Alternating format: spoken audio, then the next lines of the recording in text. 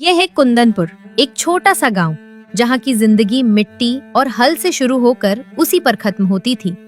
यहाँ के लोग अपनी हर खुशी और रोटी के लिए खेतीबाड़ी पर निर्भर थे।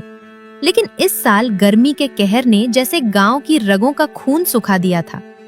काकी, अब तो ये जमीन पत्थर हो गई है। हल चलाने की कोशिश की तो लोहे का फाल भी मुरझाएगी। ऊपर वाला जैसे हम गरीबों की परीक्षा ले रहा है। परीक्षा नहीं शिवदीन, ये तो सजा है। कल मेरा छोटा बछड़ा प्यास से निढाल हो गया। कुएं में रस्सी डालो तो सिर्फ कीचड़ निकलता है। शहर वाले कहते हैं कि पेड़ काट दिए इसलिए ऐसा हो रहा है। अब हम क्या अपनी छतें उखाड़ कर बोएं? चाची धीरज रखो। बेटा, मैंने 80 सावन देखे हैं, पर ऐसा बैसाख पहली बार देख रही हूँ। ये हवा नहीं, साक्षात आग है। अगर 2 दिन और यही हाल रहा तो कुंदनपुर के लोग खेती नहीं, अपनी जान बचाने के लिए गांव छोड़ देंगे। गांव छोड़कर कहाँ जाएंगे काकी? शहर में कौन सा हमारे लिए ठंडा कुआं खुदा है? वहां भी तो मजदूरी ही करनी है। यहाँ कम से कम अपनी मिट्टी तो है। चाहे वो आज आग ही क्यों ना उगल रही हो। मिट्टी का क्या करेंगे शिवदीन, जब हल चलाने की ताकत ही नहीं बचेगी शरीर में। पेट की आग इस सूरज की आग से बड़ी होती है। कुंदनपुर के इसी तपतपाते सन्नाटे के बीच एक छोटा सा घर है, सोमनाथ का घर।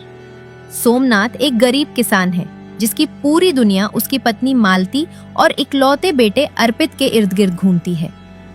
पर इस भीषण गर्मी ने उनके घर के चूल्हे और उम्मीद दोनों को ठंडा कर दिया है।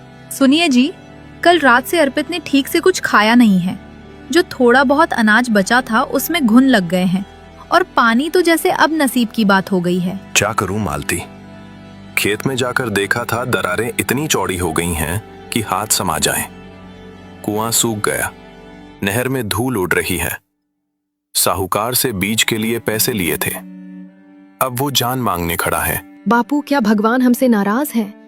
स्कूल में मास्टर जी कह रहे थे कि अगर पेड़ नहीं लगाएंगे तो सूरज ऐसे ही आग उगलेगा। बेटा, हमने तो पेड़ नहीं काटे, पर सजा हमें ही मिल रही है। बड़े लोग शहर में मजे करते हैं और यहाँ गरीब की फसल और गला दोनों सूख रहे हैं। सुनिए जी, अब बात सिर्फ फसल की नहीं, जान की है।